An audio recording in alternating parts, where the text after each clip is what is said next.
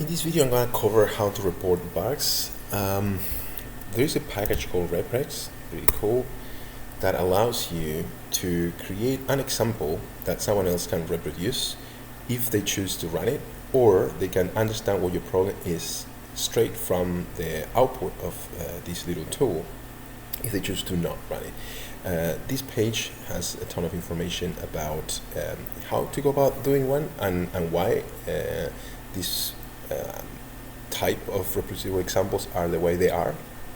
Has a little bit about the philosophy. I'm not going to cover it here because I have developed a couple of videos that talk about it in quite detail. There is 2.5-hour videos in this DS Incubator series, so here I just wanted to point you to it. So it exists. You can very quickly create your first reproducible example following the usage instructions here. And if you need more than that, then you're welcome to watch the DS Incubator series. Other than that, I would like to point you to where you would create, where you would kind of share that reproducible example. And the place is generally GitHub. So on github.com, you can go to a place like, I don't know, the package R2DII data. So once you know that a bug exists in a particular piece of code, identify which is the place where that code lives on GitHub and go to the Issues tab. Every repository has one, and then you hit here on New Issue.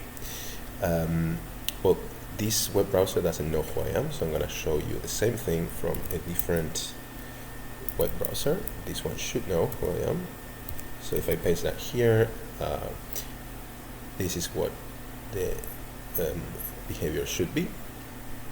You may have options about what flavor of issues to create, but most likely you have something like this, a blank issue, which is simply like an email that has a subject and a body where you can write something. Here is where you would paste the output that you get from that tool reprex that I mentioned before. Generally, to share a bug, you need to explain what you expected and how what you got differs from your expectations. That's pretty much the basic information you need to share. All right, so that's all that you need to know. So let's go back to the notes and leave you there for the next video.